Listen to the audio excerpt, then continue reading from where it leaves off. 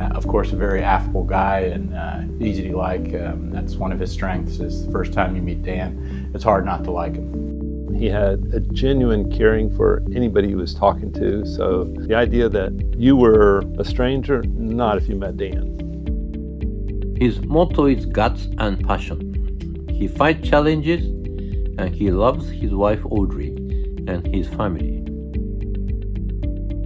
Daniel Robert Richey was born on June 22, 1958, to Mortimer and Mary Richey in Elizabeth, New Jersey, as the middle child of 5, spending his childhood in Manasquan along the Jersey Shore. A natural leader, Dan was president of Key Club, his fraternity, and captain for both his baseball and football teams, where he attained All-Stars in baseball and MVP in football.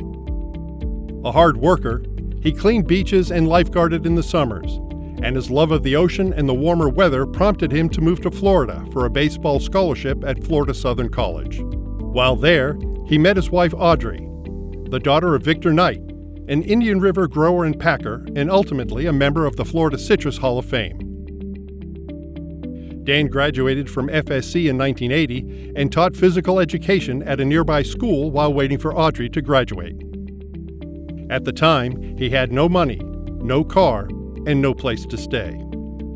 His 2 best friends took him under their wings, co-signed a loan for him to get a car, and then let him stay with them until he got on his feet. He and Audrey married in 1981 after she graduated, and his life changed when Victor asked Dan to join the family business. He and I spoke, and he said, I'd really like for you to come and see if this is something interesting to you, to come work over here. I know a son-in-law coming into a company, is looked at through a different prism. And I said, I didn't want any special treatment. I wanted to learn from the ground up. And he definitely put me out there to learn from the ground up. He took Dan under his wing and started to teach him the industry, starting with tractor driving 101. Here's a baseball player now driving a big tractor in the St. John's Marsh. And so I saw the important foundation the Knight family was giving Dan to understanding the industry, and Dan took it on like a champ. After being immersed in the various aspects of the growing and packing business and learning how to deal with the ever-changing nuances of the citrus industry, Dan was entrusted with the role of president of Riverfront Packing Company upon Victor's retirement. We were riding back from Sales Suite, and I said, okay, what are you going to do? And he looked at me and said, you mean, what are you going to do? And he handed me the keys to the company at that point. I think I was 30, but he was always by my side. If I fell, he was there to pick me up as I was trying to learn. He was extremely good to me and a great mentor. Over the next 30 years, he developed Riverfront into a prominent shipper of Indian River grapefruit for both domestic and export markets, making annual trips to Japan to expand and solidify trade relationships there. We had predecessors that started the whole international business that we have, but I think he took over that kind of position in the international, Japan, Korea, Europe, whatever it was. I don't know how many trips he's taken to Japan. It's over 30.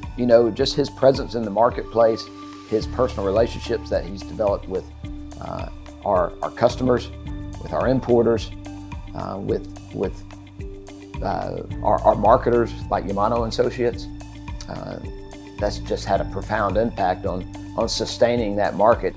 Dan makes the time to visit our market every year, to meet with trade people face to face. It is very important for Japanese to build trusted relationships with their business partners. Because of them, I'm always for the citrus people and industry. We greatly respect and honor his effort for building the market for Florida grapefruits in Japan. Thanks, Dan, and guts.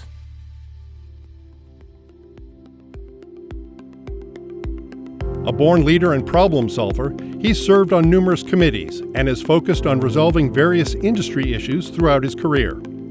Dan is currently serving as an appointed advisor to the U.S. Trade Representative and U.S. Secretary of Agriculture regarding international trade through the USDA's Agricultural Technical Advisory Committee for Fruits and Vegetables, or ATTAC. He served as chairman for the Florida Citrus Commission, president of Florida Citrus Packers, Chairman and President of the Indian River Citrus League, Officer and Committee Member of the Citrus Administrative Committee, Board Member of the Florida Fruit and Vegetable Association, Member of the USDA Fruit and Vegetable Industry Advisory Committee, Congressional Task Force on Agricultural Trade, and Member and Director of Highland Exchange Service Cooperative.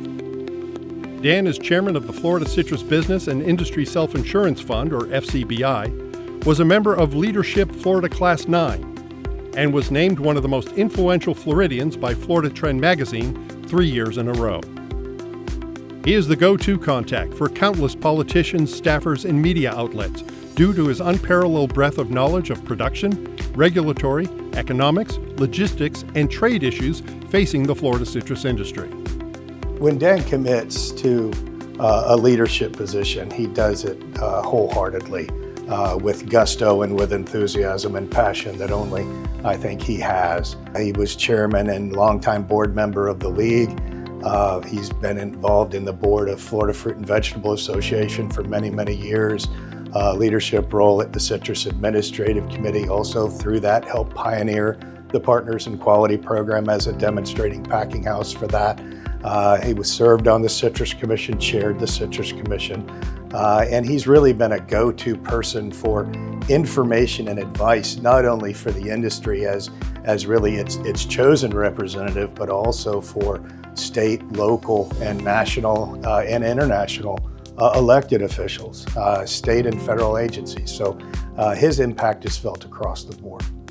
Dan is a very political type person, but he's also one that he's always there for the industry, and he's easy to work with, and he's always forward thinking and energetic. I don't think anybody in the Florida citrus industry has worked as effectively as Dan behind the scenes.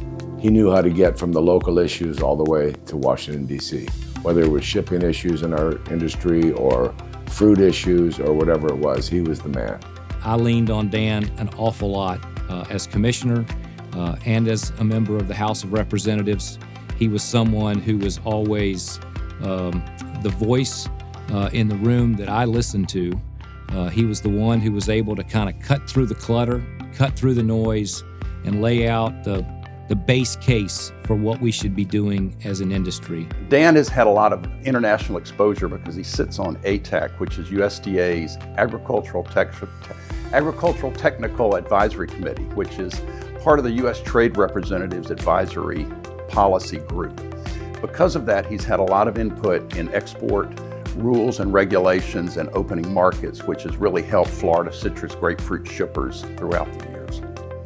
His ability to work that system from the inside and move major pieces of legislation or major regulatory issues for our entire industry, not just for him, but for our entire industry, was fun to watch for 40 plus years.